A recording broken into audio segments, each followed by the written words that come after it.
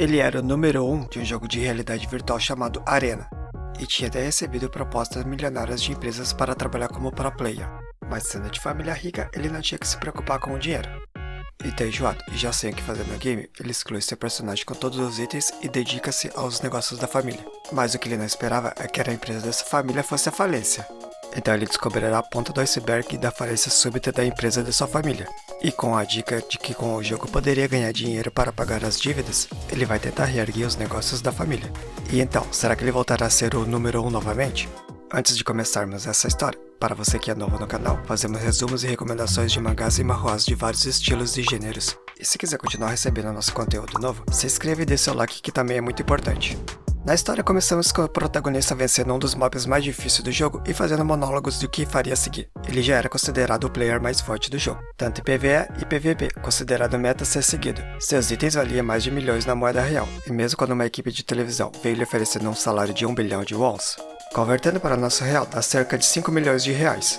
Kang Yu acaba dizendo que era muito pouco dinheiro e não estava interessado nessa proposta, dizendo que para um herdeiro de família rica isso não era nada, e jogadores pro player normalmente têm futuro incerto. E o mais importante, Yon diz que já tinha se tornado o melhor jogador daquele jogo, então ele não tinha mais um objetivo, ou seja, ele vai deletar todos os dados dentro do jogo e se focar inteiramente na vida real daqui em diante. Com isso ele desaparece do mundo do jogo, deixando muita gente confusa e em choque. Afinal ele tinha gasto também muito dinheiro dentro do jogo, assim temos logo em seguida um time skip de 2 anos no manhwa. O que aconteceu aqui agora, Yon está trabalhando como atendente no supermercado, para pagar as contas médicas do seu pai que entrou em depressão profunda. Uma depressão causada pelo choque da falência repentina da sua empresa. Desde então já se passaram 3 meses que ele está nessas condições. Yu estava servindo ao exército naquele momento, então ele não sabe de muitos detalhes. Ele faz vários monólogos de como é difícil ganhar dinheiro e manter um padrão de vida. Bem-vindo à vida real, meu amigo. Assim, no caminho de casa, ele encontra um amigo, Won Young-chan, seu amigo de infância que fazia um tempo que ele não via devido às circunstâncias que passavam. E nosso protagonista ficou afastado dele, pois achou que poderia não aceitar bem a falência da empresa da sua família. Assim, Young-chan pergunta a ele se por acaso ele tem planos de jogar o Arena novamente, pois tinha ouvido que outros pro players tinham assinado contratos bases de mais de 5 bilhões de wons, isso sem levar em consideração as carreiras de streams e contratos com anunciantes. Então ele comenta por que não voltar ao jogo que há um tempo atrás ele era o melhor de todos. Por que não retornar ao ranking? Inicialmente ele até rejeita, pois jogos com muita competição normalmente você precisa gastar dinheiro relevante para poder se equiparar aos melhores jogadores. Isso se aplica ainda mais se o jogo for gratuito. Então, devido a algumas circunstâncias, ele encontra um velho conhecido. Ele falou que sua família fez a família dele ir à falência por vingança. Não aceitando esse fato, ele promete restaurar as dívidas de sua família. E a maneira de ganhar dinheiro rápido é através do jogo. E Young-chan pretende ajudar financiando os equipamentos e moradias iniciais. Então ele parte para a casa dele para começar o jogo. Então Yu começa o jogo criando personagens sem customizações e prosseguindo para o tutorial normalmente. Bem-vindo ao Sword Art Online, quer dizer, Arena. Aquele pessoal que gerencia a equipe pro player até notou rapidamente que Millie-God tinha retornado ao jogo. Porém, eles acabam ignorando, pois havia muitos jogadores novos com metas que provavelmente eram melhores do que as dele. Millie-God é o nickname de Yu dentro do jogo. Como todo jogo com muitas regras, você provavelmente terá que passar pelo tutorial, então já aparece a primeira waifu de cara aqui. Como ele é um player que já conhecia todas as mecânicas do jogo, ele teve facilidades em lidar com as primeiras partes do tutorial. Porém, após a escolha de classe, vai spawnar um mob para testar, mas acontece que apareceu um de level que nem mesmo deveria existir ali. Parece que nem abrimos o jogo direito e os hacks já foram ativados. E agora até faz sentido dizer que o protagonista está usando hacks por se tratar de um jogo virtual em seu mundo. E sim, ele termina com o mob com apenas um hit. Então, após terminar a quest, o protagonista ganha um item único de classe, que era o item superior devido ao nível de dificuldade do seu inimigo. E também descobrimos aqui que o jogo foi hackeado por alguém que está o testando. A fim de fazer itens básicos para ajudar no farming, o protagonista precisa fazer quests padrão do jogo. Nesse tipo de jogo, você faz tudo mais rápido se estiver em equipes ou em guilds experientes. Mas ele farma sozinho. Quando que estava atrás de seu último item de quest, em uma área mais difícil, ele acaba sendo barrado de entrar em uma dungeon, pois a guild estava monopolizando.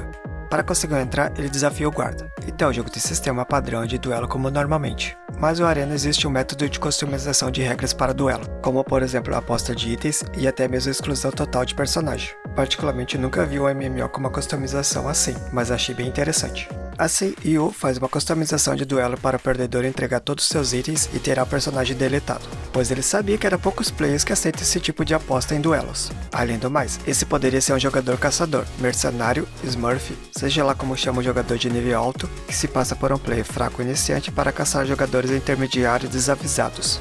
Ainda tem a vantagem do nome do jogador ser anônimo, e não acessível se não for da mesma guild ou amigo, o que significa que isso é mais uma vantagem para o caçador em questão. Uma simples customização na aparência já seria o suficiente para não ser mais reconhecido.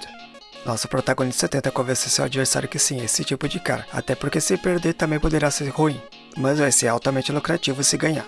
Assim, durante todo esse capítulo em específico do manhwa, é a luta entre esses dois personagens. Nosso protagonista comenta durante a luta que mesmo que a diferença de nível e itens seja grande, existem maneiras de ganhar de jogadores com vantagens. Conhecendo bem o jogo, ele usa a seu favor e ganha o duelo. Após a sua vitória, ele consegue finalmente criar o item de XP rápido que estava procurando. Agora, na mente de um cara que consegue gerenciar bem as coisas, como é um item de uso limitado para a criação, em vez de usar, ele vende no leilão. Ou seja, dando fim ao monopólio da guild, ele consegue inflacionar o valor do item, de 3.000 para 5.000 golds, o que chama a atenção de muitos pro players e streamers para a compra deste item. Assim, trocando por dinheiro real para poder auxiliar as despesas básicas, e o resto do dinheiro ele usa para comprar o set de armadura rara, que eu achei bem feio pessoalmente, porém o que conta é o status, né? Na verdade, eu não achei nada demais nos efeitos adicionais, com exceção de não haver restrições de uso quanto a classe nem nível. Com os materiais adquiridos ao duelo anterior, ele forja sua nova arma com a base da arma do adversário que era boa, ou seja, você pode mudar a arma conforme a necessidade da classe com um pouco de itens adicionais de custo, o que é uma vantagem para ele. Bom, então ele sai para caçar e logo vira chacota dos outros players, pois seu set era de extremo mau gosto. Mas isso meio que faz a fama dele ao mesmo tempo, ou seja, acaba gravando e tirando prints e espalhando pelas redes sociais. Sem querer acaba ficando famoso por mau gosto no estilo. É aquela coisa, fale bem, fale mal, mas fale de mim. Com isso rapidamente Yogurt toma conhecimento no qual pretende fazer um stream da sua performance. Para retornar ao nível que estava antes vai precisar formar nível, e ele também precisa de um item disponível na dungeon dos goblins. Logicamente nenhum grupo veterano vai querer fazer parte com ele, porém sempre tem o grupo de waifus disponível para o protagonista, né? E é isso que acontece, o grupo de novatos o convida para participar do grupo deles. É explicado que os goblins não são monstros difíceis de se derrotar, porém eles têm um ataque de agulha venenosa que derrota facilmente os players, então é aconselhável ter uma habilidade de imunidade. Como Yu é uma classe de curto alcance, seria desaconselhável tê-lo na equipe, mas mesmo assim, concordo em recebê-lo, mesmo Yu estranha toda essa facilidade deles terem o recebido, ainda mais por não se tratarem de players de alto nível. Ele acabou mentindo que tinha nível 20, quando na verdade seu nível era somente 6. Durante a batalha contra os goblins, eles se mostraram bem sincronizados, uma equipe que trabalha bem juntos. Então Yu também mostra um pouco de suas habilidades. Logicamente, jogadores habilidosos sempre vão atrair atenção. Agora será a hora de enfrentar o boss e o bicho vai pegar.